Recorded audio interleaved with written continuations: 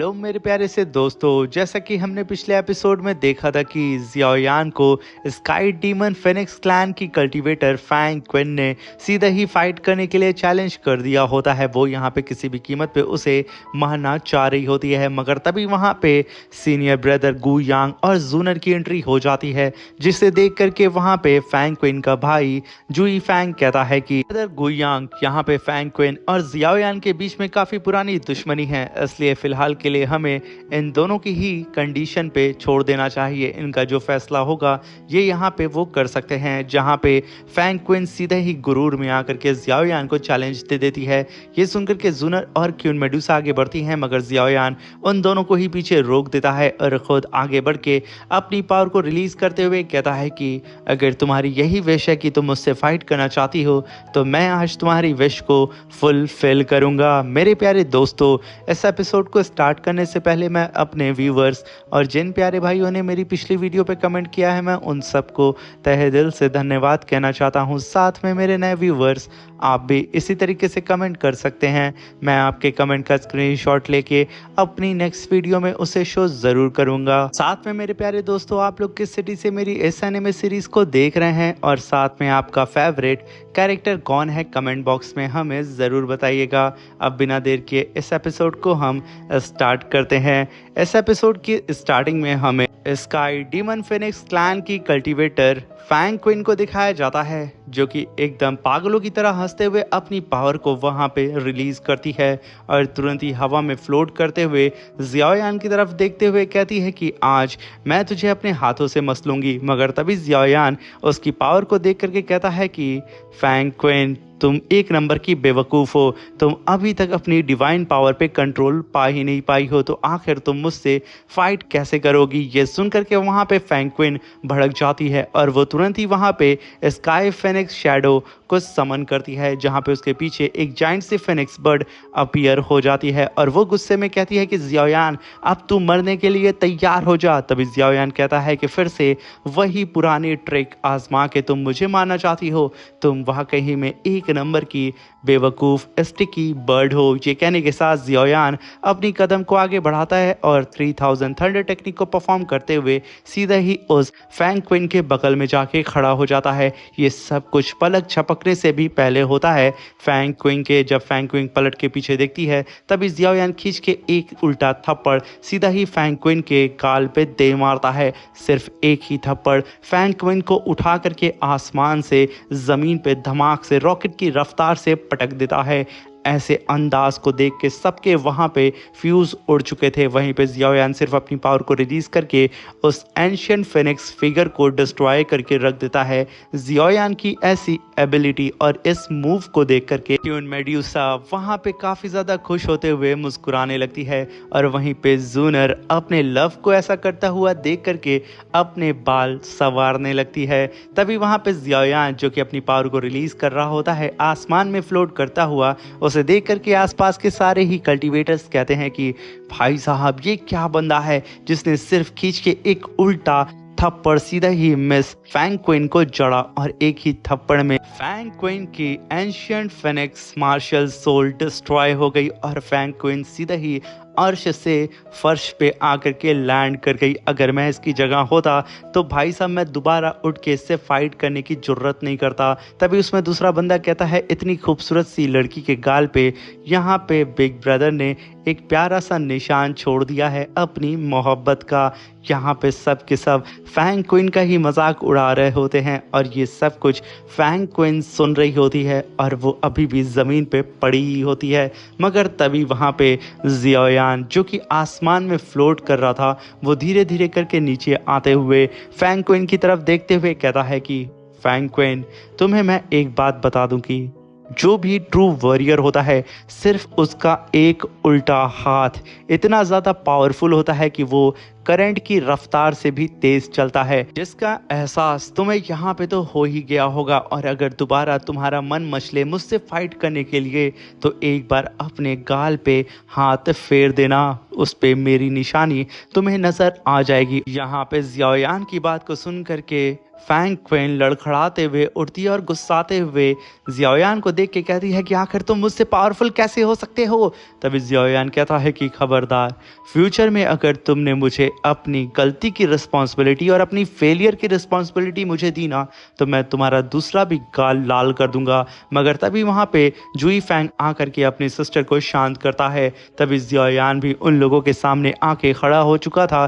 तभी वहाँ पे जियाओयान कहता है कि जुई फैंग, अगली बार अगर तुम्हें मेरे ट्रम्प कार्ड को टेस्ट करना हो ना तो तुम खुद से फाइट करने के लिए आ सकते हो, तुम्हारे लिए पूरी छूट है। यूं इस तरह किसी लड़की के आड़ में तुम मेरे ट्रम्प कार्ड को चेक करने की जुर्रत दोबारा मत करना, वरना मैं तुम्हारी इस सिस्टर फैंग क्विन का जबड़ा ही उखाड़ दूंगा। अभी वहां पे जियाओयान की बात को सुन करके जुई फैंग गुस्से में जियाओयान की तरफ देखता है और उससे कहता है कि जियाओयान, जो हरकत तुमने आज यहाँ पे की है इसे मैं अब पर्सनली लेता हूँ। याद रखना, इन सारी ही सिचुएशन को अब मैं पर्सनली हैंडल करूँगा, तुम मुझसे नहीं बचोगे। मगर जब उसकी नज़र जूनर और बिग ब्रदर गू यांग के ऊपर पड़ती है तो वो तिलमिलाता तो बहुत है मगर वो अपनी जगह से हिलता नहीं है, शांत खड़ा हो जाता है। मगर तभी जियाओयान उसकी लाचारी को देख करके मुस्कुराता है और पलटते हुए अपनी पावर को डीएक्टिवेट करता है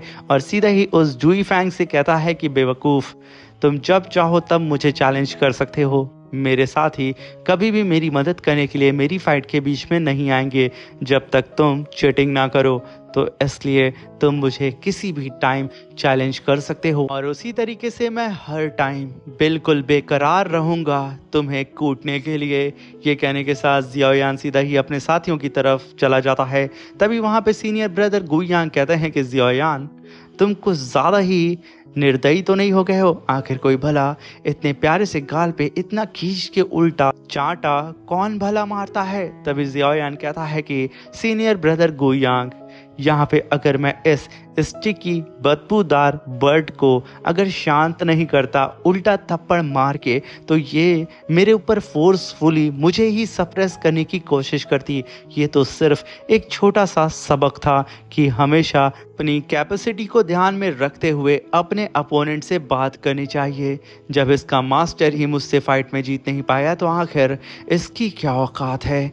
तभी वहाँ पे जूनर मुस्कुराते हुए आगे बढ़ती है और जियाओयान से कहती है कि जियाओयान, तुम काफ़ी ज़्यादा थक चुके होगे, इसलिए आप सभी लोग मेरे एंशियंट क्लैन के एरिया में चल के रेस्ट कर सकते हैं। जियाओयान की सुनकर के वहाँ पे मुस्कुराता है और तभी वो अपने साथियों को भी इशारा देता है कि चलो यहाँ से सीधा ही हम एंशियंट क्लैन के रेस्टिंग एरिया की ओर चलते हैं। तभी हम देखते हैं कि जियाओयान के पीछे पीछे उसकी सारी ही साथियाँ जाने लगती हैं। ये देख करके सारे ही कल्टीवेटर्स की और भी ज़्यादा जल जाती है क्योंकि एक और खूबसूरत लड़की जियाओयान के काफिले में ज्वाइन हो चुकी थी। वहीं पे वो जुई फैंग और उसकी सिस्टर फैंग क्वीन आंख बबूला हो रहे होते हैं अपना बदला लेने के लिए। जहाँ पे जुई फैंग कहता है कि बस मुझे एक मौका मिलने दो सिस्टर, मैं वादा करता हूँ कि मैं इस जियाओयान का नाम और निशान यहाँ से मिटा दूंगा। तभी सीन शिफ्ट होता और हमें जूनर को दिखाया जाता है जो कि लिटिल फेरी डॉक्टर के पास आकर के उसे ग्रीट करते हुए कहती है कि तुम्हें देखे हुए काफ़ी टाइम हो गया है सिस्टर। तभी वो दोनों ही एक दूसरे को ग्रीट करती हैं जहाँ पे जूनर पलटती है और तुरंत ही वहाँ पे कहती है ये ज़रूर सेक्ट लीडर यून होंगी। तभी वहाँ पे मिस यून पलटती हैं और जूनर को वहाँ पे ग्रीट करती हैं। ये देख करके जूनर भी वहाँ पे उनको रिप्लाई करती है और तभी वहाँ पे जूनर की नज़र मिस यून के डिसाइबल यानी कि जियाओयान की एक्स फियांसे यान के ऊपर पड़ जाती है। वहाँ पे जूनर थोड़ी देर के लिए उसे देखती है मगर वो वहाँ पे कुछ नहीं बोलती है और वहीं पे मिस यान जब जूनर को देखती हैं तो उसका मुंह यहाँ पे उतर चुका था। वो अपने बीते हुए वक्त को याद करती है जब वो जियाओ फैमिली के अंदर जा करके अपनी एंगेजमेंट को तोड़ी थी। तब भी वहाँ पे जूनर मौजूद थी जो कि काफ़ी गुस्से में उसे देख रही होती है। सियान यहाँ पे अपने बीते हुए सारे ही बेवकूफ़ी भरे फैसलों को याद करके खुद को कोस रही होती है और अपना मुंह वहाँ पे उतार करके अपनी आंखों को नम करके फिर से अपनी सीनियर एल्डर को मलहम पट्टी लगाने लगती है, मगर तभी जूनर उसे एक बेवकूफ़ लड़की की तरह इग्नोर करके सीधा ही क्वीन मेडुसा के पास जाके कहती है कि मैं गलत नहीं हूँ तो आप सिस्टर काइल लेन हैं। जियायान आपकी दिन रात तारीफ करता रहता है। तभी वहाँ पे क्वीन मेडुसा कहती है कि आप मुझे यहाँ पे काइल लेन बुला सकती हैं। तभी वहाँ पे जूनर कहती है कि मैंने ये भी जियायान से सुना है कि आप ही वो एक लौती जियायान की साथी हैं जिन्होंने यान अलायंस को डेवलप करने में सबसे बड़ा हाथ है। यकीनन आज यान अलायंस जिस करंट स्केल पे है, जिस मुकाम पे है, वो सिर्फ आपके बदौलत है।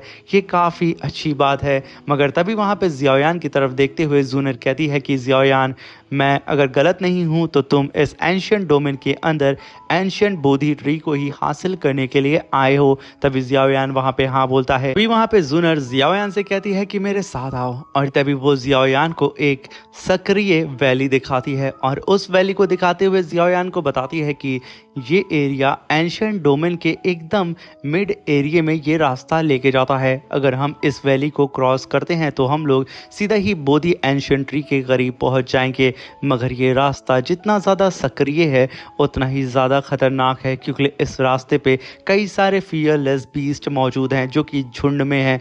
यूँ समझ लो कि ये रास्ता एक समुंदर है बीस्ट का, जिन्हें हमें क्रॉस करके सीधा ही एंशियंट बोधि ट्री के पास पहुंचना होगा। जिसे सुन के जियायान कहता है कि इसका मतलब तुम लोग भी इसके अंदर जा चुके हो। मगर तभी जूनर कहती है कि मैं नहीं, बट हमारे काफ़ी सारे साथी इसके अंदर जा चुके हैं, मगर कोई भी अब तक वापस इस एंशियंट डोमेन प्लेटफॉर्म पे नहीं आया है। जो भी अंदर गया है वो सब के सब मारे गए हैं। मगर यहाँ पे एक दो ऐसे कल्टिवेटर्स हैं जो कि किसी ग्रुप से ज्वाइन नहीं थे, जो कि इसी वैली के अंदर गए हुए थे। वो लोग पता नहीं कैसे इस वैली के अंदर मौजूद सारे ही मॉन्स्टर से बच करके वापस आ गए, और उन लोगों ने हमें बताया कि यहाँ पे कई सारे पावरफुल इनक्रेडिबल डिमोनिक बीस्ट भी मौजूद हैं जो कि उन सारे फियरलेस बीस्ट से लाख गुना ज़्यादा पावरफुल हैं। वहाँ पे जियायान जूनर की सारी ही बातों को सुन करके उससे कहता है कि इसका मतलब यहाँ पे साफ है कि इस वैली के अंदर कई सारे पावरफुल बीस्ट मौजूद हैं।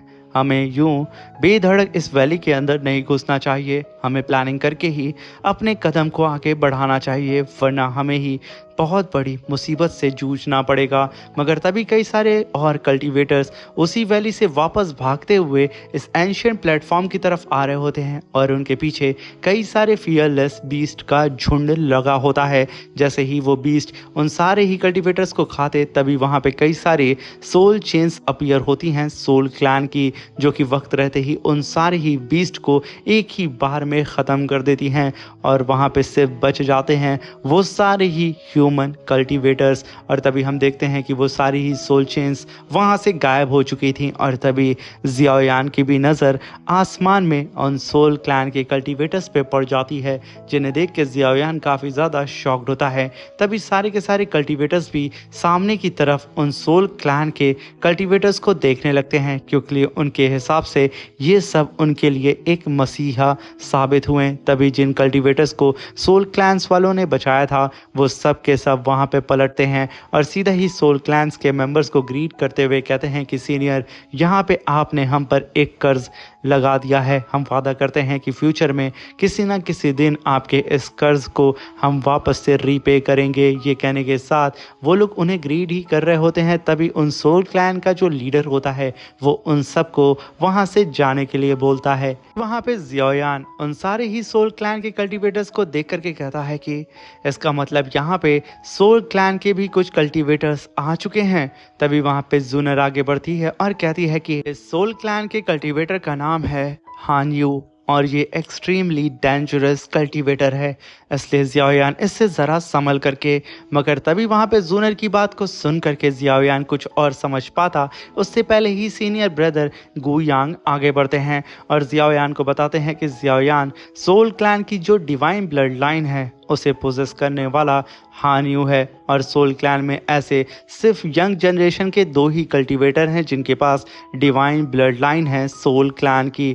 और मैं तुम्हें जियायान बता दूं कि फ्यूचर में हो सकता है कि हान यू सोल क्लैन की गद्दी को हासिल करके सोल क्लैन का नया लीडर बन जाए। इसलिए ज़ियाओयान यहाँ पे कोई भी कदम उठाने से पहले अच्छे से प्लानिंग कर लेना। ये सुनकर के ज़ियाओयान वहाँ पे शांति से खड़ा होता है। तभी वहाँ पे हान यू कहता है कि मेरे प्यारे साथियों, आप सभी लोगों को यहाँ पे हम सब की करंट सिचुएशन के बारे में तो पता ही होगा।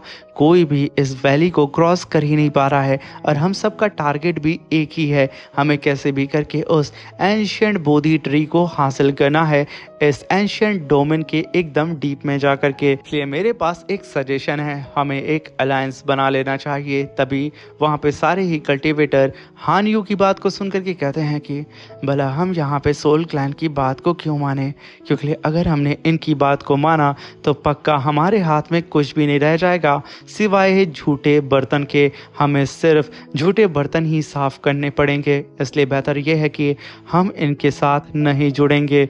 ये सुन करके वहाँ पे हान यू कहता है कि आप लोग बेवजह ही यहाँ पे घबरा रहे हैं।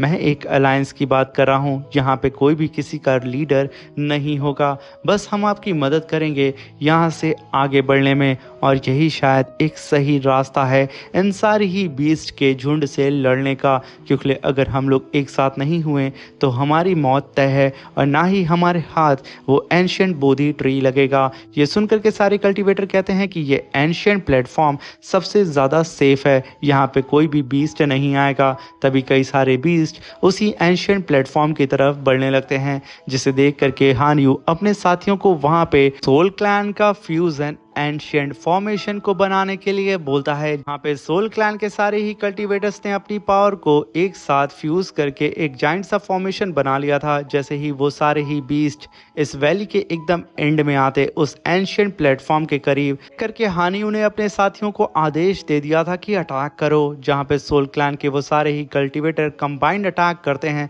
जो कि काफ़ी पावरफुल लेज़र बीम अटैक होता है, जो कि एक ही बार में उन सब के सामने मौजूद कई सारे बीस्ट को खत्म कर देता है। वहां पे रह जाता है तो सिर्फ धुआं। तभी वहां पे हान यू कहता है कि अगर आप लोगों को लगता है कि ये एंशिएंट प्लेटफॉर्म सेफ है, तो मैं बता दूं कि अगर ऐसा होता तो ये एंशिएंट प्लेटफॉर्म एक खंडहर ना होता और यहाँ पे कुछ पल में ही कई सारे पावरफुल बीस्ट होंगे जो कि इस एंशिएंट प्लेटफॉर्म के अंदर आ जाएंगे। तो ये पूरा का पूरा एंशिएंट डोमेन किसी भी तरीके से सेफ रह ही नहीं जाएगा। इसलिए आप सभी के पास सिर्फ एक लास्ट अपॉर्चुनिटी है। मैं यहाँ पे आप लोगों को फोर्सफुली ये नहीं कह रहा हूँ कि आप लोग मेरे साथ ज्वाइन हो, बस मैं कह रहा हूँ कि हम सब मिल करके एंशिएंट बोधि ट्री को हासिल कर सकते हैं। बस हमें एकजुट होना होगा और हमारा सोल क्लैन, जो कि आप हमारी पावर को देख चुके हैं, आप सभी लोगों को लीड करेगा। हम आगे चलेंगे और आप लोग पीछे। तभी ज़ियाओयान कहता है कि ये हान यू काफ़ी तेज़ दिमाग का है। ये कहने के साथ वो अपने दोस्तों के साथ टेलीपैथी के थ्रू कहता है कि इस बंदे के पास काफ़ी शानदार काबिलियत है, इसने अच्छे तरीके से मास्टरी हासिल की है कि किस तरीके से ह्यूमन के माइंड और उसके हार्ट को कंट्रोल में किया जाता है। इसलिए हम लोगों को अब और भी ज़्यादा सतर्क रहना होगा और ये हमारे पास एक ग्रेट अपॉर्चुनिटी भी है कि हम इनके साथ अलायंस बना ले, मगर हम इनके सबसे पीछे चलेंगे। वहाँ पे स्काई डीमन फिनिक्स क्लैन का यंग मास्टर जुई फैंग अपीयर होता है और वो सीधे ही दूर से चिल्लाते हुए कहता है कि ब्रदर हान यू, यहाँ पे मैं आपके साथ एक अलायंस बनाने के लिए बिल्कुल तैयार हूँ। तभी वहाँ पे हान यू कहता है कि बहुत बहुत शुक्रिया कि brother Jui Fang sky demon phoenix clan के, आपने हम पर भरोसा किया, तो जल्दी से आप यहाँ पे आ जाइए। और तभी वहाँ पे हान यू कहता है कि आप सब लोग आखिर देख क्या रहे हैं, ये देखिए ना, ज़मीन हिल रही है और वो सारे ही बीस्ट बहुत ही तेज़ी से हमारे करीब आ रहे हैं। इसलिए जल्द से जल्द आप लोग हमारे साथ आ जाएं, हमारा सोल क्लैन आपको प्रोटेक्ट करेगा, आप लोगों को सिर्फ पीछे ही तो रहना है। ये सुन करके जितने भी कल्टीवेटर्स होते हैं, अब यहाँ पे उन सब का दिल मचलने लगता है। सब के सब उड़ते हुए सीधा ही इस हान यू के बहकावे में आकर के उसके पीछे आकर के खड़े हो जाते हैं। फिर वहाँ पे हान यू कहता है कि मेरे प्यारे दोस्तों, जब आप लोग हमारे साथ अलायंस बना चुके हैं तो हम आप लोगों को प्रोटेक्ट करते हुए सबसे आगे चलेंगे, मगर जब मेरी और मेरे मेंबर्स की पावर कम हो जाएगी तो आप लोग जितने लोग पीछे हैं वो लोग तुरंत आगे आ जाइएगा हमें प्रोटेक्ट करने के लिए। और जब हम लोग अपनी पावर को रिकवर कर लेंगे, फिर से हम सभी मिल करके आपको गार्ड करने लगेंगे और आप सभी लोगों को प्रोटेक्ट करने लगेंगे। ये सुन के जियाओयान कहता है कि मैंने सही सोचा था, ये लोग हमेशा ही कोई ना कोई नया पैतरा सोच ही लेते हैं ह्यूमंस को फंसाने का। ये कहने के साथ जियाओयान अपने साथियों से कहता है कि बस एक दूसरे का ख्याल रखना, इस बात को कभी मत भूलना कि हमारे सामने सोल क्लैन मौजूद है। तभी हम वहाँ पे हानियो को देखते हैं जो कि काफ़ी तेज़ी से अपने साथियों को लेकर के सीधा ही उस वैली के अंदर निकल जाता है। जब सब कोई चला जाता है तो जियाओयान भी अपनी पूरी टीम को लेकर के उसके पीछे पीछे आने लगता है। तभी हम देखते हैं कि हानियो बहुत ही तेज़ी से अपने सामने मौजूद सारे ही मॉन्स्टर्स को मारे जा रहा होता है। कोई भी मॉन्स्टर उसके इतने जाइंट से फॉर्मेशन के सामने टिक नहीं पाता है। तभी सारे ही कल्टीवेटर हानियों की जय जयकार करते हुए उसे भगवान ही मान लेते हैं कि भाई साहब, आज तक हमने सिर्फ सोल क्लैन वालों को बुरा भला कहा था, ये लोग तो बहुत अच्छे हैं, हमें सेफली आगे लेकर के जा रहे हैं। तभी हानियों को हम देखते हैं जो कि बहुत ही शानदार तरीके से उन सारे ही बीस्ट को एक एक करके मारे जा रहा होता है। ये सब देख के जियाओयान कहता है कि यहाँ पे ज़रूर ये सोल क्लैन वालों ने कुछ ना कुछ सोचा होगा, ये यहाँ पे हमें अलग करने की कोशिश करेंगे, इसलिए सब के सब जितना हो सके करीब ही मेरे रहना, कोई भी अलग मत होना। साथ में वो लोग अपने पास मौजूद सारे ही बीस्ट को मारते हुए आगे बढ़ते जा रहे होते हैं। मगर तभी हानियो पलट करके उन सारे ही कल्टीवेटर्स को देखता है जो कि उसके पीछे आ रहे थे। तभी हानियो कहता है कि मैंने सोचा था कि ये बेवकूफ़ आधे ही रास्ते में मारे जाएंगे, मगर ये देखो ना, ये लोग तो अभी भी मेरे पीछे आ रहे हैं। ये कहने के साथ वो अपने साथियों से कहता है कि अब तुरंत ही ज़मीन पे आकर के लैंड करो और अपने अपने फॉर्मेशन को डीएक्टिवेट कर दो। उसका आदेश मिलते उसके सारे ही साथी उसके पीछे पीछे सीधे ही आसमान से ज़मीन की तरफ बढ़ने लगते हैं। वहीं पे सारे ही कल्टीवेटर सोल क्लैन के सारे कल्टीवेटर को ढूंढने लगते हैं कि भाई साहब, वो लोग सडन हमारी आंखों से कैसे ओझल हो गए, वो लोग कहाँ चले गए। मगर तभी कुछ को नज़र आता है कि वो लोग तो सीधा ही नीचे की तरफ बढ़ रहे हैं। ये देख करके वो सारे कल्टीवेटर भी सीधा ही हानियो की तरफ बढ़ने लगते हैं। अभी हम वहां पे देखते हैं जैसे ही हानियो अपनी पूरी ही टीम के साथ नीचे आके लैंड करता है, वो तुरंत ही अपने सामने कई सारे पावरफुल बीस्ट को देखता है जो कि उसकी तरफ आ रहे थे। तभी वहां पे हानियो पीछे आ रहे सारे ही कल्टीवेटर से कहता है कि मेरे साथी और मैं यहाँ पे थक चुके हैं, इसलिए जितने भी मेरे प्यारे साथी पीछे अब तक थे वो प्लीज़ जल्दी से आगे आकर के हमें प्रोटेक्ट करें। ये सुन करके वहाँ पे वो सारे कल्टीवेटर कहते हैं कि सोल क्लैन वालों ने तो हमें बेवकूफ़ बना दिया, वो तो यहाँ से भाग रहे हैं। तभी हम देखते हैं कि कई सारे बीस्ट सीधा हानियों की तरफ बढ़ते हैं अपनी फुल रफ्तार से, और उधर वो सारे कल्टीवेटर भी हानियों की तरफ बढ़ रहे थे। मगर सडन हानियों अपनी पूरी टीम को लेकर के बीच में से हवा में उड़ता है और अलग अलग डायरेक्शन में भाग जाता है। मगर पीछे आ रहे सारे कल्टीवेटर खुद को रोक नहीं पाते हैं और वो सब के सब उन सारे ही बीस्ट के शिकार होने लगते हैं। यहाँ पे वो सारे ही बीस्ट अपनी फुल रफ्तार से उन सारे के सारे ह्यूमंस कल्टीवेटर को कस ले जा रहे होते हैं। तभी हम वहाँ पे जियाओयान को देखते हैं जो कि उन सारे कल्टीवेटर की चीख को सुन करके अपने साथियों को वहीं पे रोक देता है और कहता है कि शांत हो जाओ, यहाँ पे कुछ ना कुछ गड़बड़ है, क्योंकि मुझे सोल क्लैन वाले नज़र नहीं आ रहे हैं। तभी एक पावरफुल बीस्ट जो कि बहुत ही तेज़ी से ह्यूमंस को मारते हुए जियाओयान की टीम की तरफ बढ़ रहा होता है। उसकी रफ्तार इतनी ज़्यादा खतरनाक होती है कि वो पल भर में आंखों से ओझल हो जा रहा था और टेलीपोर्ट होकर के एक कल्टीवेटर के ऊपर अटैक करता अपने क्लॉ से, फिर टेलीपोर्ट होकर के दूसरे के ऊपर अपने क्लॉ से फुल रफ्तार से अटैक करता। उसकी रफ्तार के सामने तो कोई टिक ही नहीं पा रहा था। वो सीधा ही जियाओयान की टीम के सामने आकर के रोर करता है, जिसे देख करके क्वीन मेडुसा कहती है कि ये तो दाओ चुन लेवल का बीस्ट है। तभी उस बीस्ट ने डबल क्लॉ अटैक सीधा ही जियाओयान की टीम के ऊपर कर दिया था। क्वीन मेडुसा तुरंत ही अपनी स्वॉर्ड को समन करती है और अपनी स्वॉर्ड को लेकर के एक काफ़ी पावरफुल स्लैश अटैक उस डबल क्लॉ अटैक के ऊपर कर देती है। क्वीन मेडुसा का सिर्फ एक अटैक उस क्लॉ को डिस्ट्रॉय कर देता है और क्वीन मेडुसा अपनी स्वॉर्ड को लेकर के उस बीस्ट के बेहद करीब पहुंच जाती है। क्वीन मेडुसा जैसे अटैक करती वो बीस्ट टेलीपोर्ट हो चुका था। वो सीधा ही जूनर और सीनियर ब्रदर गू यांग के ऊपर अटैक करने के लिए चला जाता है। ये देख करके वो दोनों ही बिना ही वक्त ज़ाया किए इंपीरियर सील को कास्ट करते हैं और कंबाइंड अटैक वहाँ पे सीधा ही उस बीस्ट के ऊपर कर देते हैं। जहाँ पे ये अटैक सरप्राइज अटैक था उस बीस्ट के लिए, वो तुरंत ही जाके उसे हिट करता है और वो बीस्ट तुरंत ही ज़मीन पे गिर जाता है। तभी little fairy doctor 1000 illusion poison spring sword attack सीधा ही उस बीस्ट के ऊपर कर देती है, जहाँ पे उस बीस्ट के ऊपर सॉर्ड पॉइजन की बारिश होने लगती है। वो बीस्ट वहाँ पे एकदम दर्द से कहरने लगता है और उसे हद से ज़्यादा तकलीफ होने लगती है। वो वहाँ से भागने की तो कोशिश करता है मगर वो बहुत ज़्यादा इंजर्ड हो चुका था। मगर तभी वहाँ पे जियाओयान अपने हैवी रूलर को समन करता है और तुरंत ही वहाँ पे web spring heavy ruler attack को जियाओयान ने समन कर लिया था। जहाँ पे जियाओयान अपने हैवी रूलर को निकाल के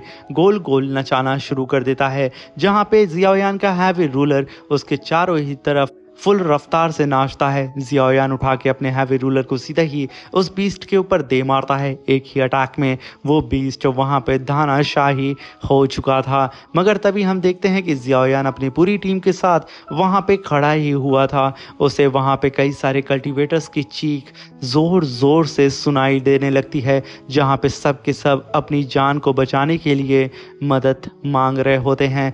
जहाँ पे जियाओयान ये सब सुन करके अपने साथियों को अलर्ट कर देता है। इसी के साथ मेरे प्यारे दोस्तों ये शानदार सा एपिसोड भी ख़त्म होता है। Thank you for watching, bye bye, love you all. और प्लीज़ चैनल को सब्सक्राइब ज़रूर करिएगा, हमें सपोर्ट करें।